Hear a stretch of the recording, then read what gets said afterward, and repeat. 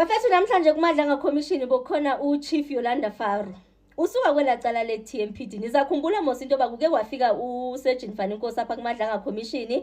Kwakhona into evelayo nobuqhophololo bokwenza nethenda. Apho kwabonakala ingathi bamanipulator nethenda kukhona icompanies ezifakwa ngobushikashika. Zidlala umtimrabaraba khona ke phofu udlalwa nguSurgeon Faninkosi.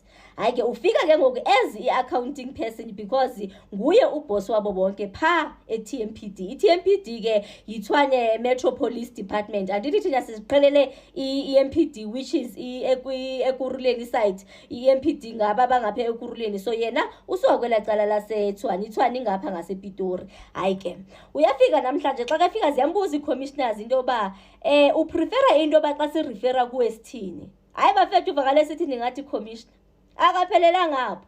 Wathi she is the only female commissioner kwi-South Africa yonke jikelele. Uthe xa kegqiba kutsho njalo hayi kwavela bafethu njani because we need to take up space kwezi zikhundla. Kaphelela ngapho bafethu waqhubeka wathi into ba yena ungomnye wabantu abambalwa ebantwini basesipoliseni abane police clearance, meaning i-secrets ze-country xa zingabekwa pha kuye zinikezwe yena zingaba safe. Hey, okay. Hayi ke weza nayo ungena apha emxholweni ke ngokuphansi kwezitsholo ezingathi zijongene nayo i-City of Tshwane after kuvele yonke lo mshikashiko wenzeka pha. Hayi utshilo wathi yena hayibo wayena yamangaza yonke lento ke but ke engayitsho nje already utshilo ba uSurgeon Faninkosi yena kamasi. Engamazi nje bekeqala ukumbona xa kevela apha kuMadlanga Commission. Wamangala mhla find out amalunga nokwenza wababuqhophololo benzeka pha kuma-tenders. Hence immediately wajumpa phansi ke ngepofu no uChief Rivospisi naye wena wawakhipha mosamagama into yoba bathi xa befind out laa nto bakhawuleze bafuna into yoba mazistotshwe into zakhona phi phofu ngoba babethetha nabantu abangamacepha bafuna ukuphatha bephethwe kwabona bathi xa kuthiwa makustotshwe immediately le nto yomathenda babe beqhubeka abanye emacaleni. So ufike nje wathetha nje into ezingathi zinjalo. Hayi yena xa kethetha uyemva ingathi nje igama lakhe liklini unless if ukhona ongafika emva kwakhe afika alingcolise. Yena nje kwangoku xa kethetha uyemva uyamameleka. Khona nje apha enibhekhona ixhala xa bokuthethwa ngento nokwenza nomnotho ngebudgets ke ngoku kwangathi nje uyangingiza kancinci ngathi uyashake ivoice. Eke niyazazi commissioners zethu angeke uze nje apha ujike zingazange nje zike zikhukhe nje kancinci into yoba kuza njani into yoba kudliwe imali ngendlela edliwa ngayo under i-leadership yakho uthatha ithuba elide kangaka into yoba upick up into ezifana nezo. Hayi ke utshile into yoba hayi usually ithatha ixeshana akusuba bapick up into ezinjalo nje ngespeed but the minute find out into enjalo uye wayiphakamela ngenyawo wasithatha wasibeka nayo not long after efika ke phako 2023. This is after esiphene educational background yakhe ne-career background. Utshilo mos into yoba educational wise une diploma in policing unama BTech and few other qualifications nyana. Ngokusebenza uke wasebenza ko Western Cape wasuka weza ko Eastern Cape njoba sekezozibhaqa pha kuTshwane pha ko 2023 labo bugulukudu esike sabuva nge-EMPD into yoba ama traffic cop bewe hijackana namatraka ingathi napha eTshwane ibisenzeka nje into engathi njalo pha ko 2023 but ke uye wangumuntu nje ongathi uyewadila nayo into efana nale.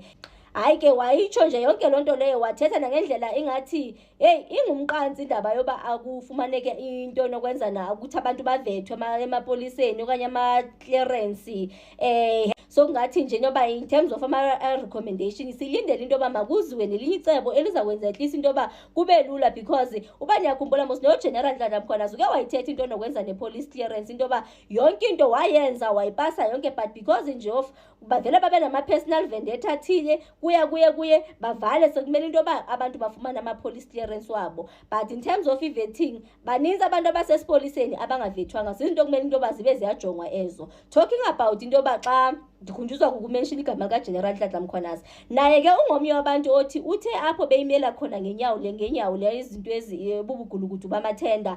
Hayi ke wafumana nje pushbacks izoba amane acholwe ngale namhlanje kusasa acholwe ngaleya nini uke wacholwa ngokuthi ama-qualifications akhe fake. Hayibo kwafika ama-forensic investigator investigators averify into yoba hayibo ayikho lonto ethethwa ngayo nini kwathiwa ufumana ama-voucher nini awasekho lo ma-voucher into nje ngathi zinjalo but nje usithathe nje wasipha nje i-picture yala eTshwane nje nayo ngokungathi ngendlela okwenzeka ngayo kungenzeka nje into yoba nje kusakhiwe nje phezulu seseninzi into as because ukhona apho ukhuma lembuzo ekhona into yoba okay ithini into awe into yoba because ngoku sazile kaFana Inkosi ngendlela esiyifumene ngayo kungenzeka into yoba baninzi ofana Inkosi meaning baninzi abantu abenza ubuqhophololo bokwenza maybe inyonto nokwenza nethenda hayi leyo ichilo but wangumuntu nje othembisa into yoba nje they'll dig deep on this thing because i-under investigation phofu ke isayiva mos into yoba immediately deputy yakhe immediately after kuvele lento kwiMadlanga Commission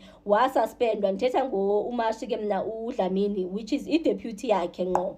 So nje uze nje nayo yonke lonto le ndayithanda khona enye iphatha ngayiclarifyile phansi kwalantu bisenziwe i-EMPD andithi ngosimane sisenza cross referencing ngapha nangapha yena uyenze yacaca into yoba eTMPD akekho ngaphandle kwakhe umuntu onegunya phansi kwestructure uchilo wathi yena ngokureporta unokureporta ku-city manager but in terms of endoswe ngukhansela wanayo into ethi akhona mnye umuntu o-under yena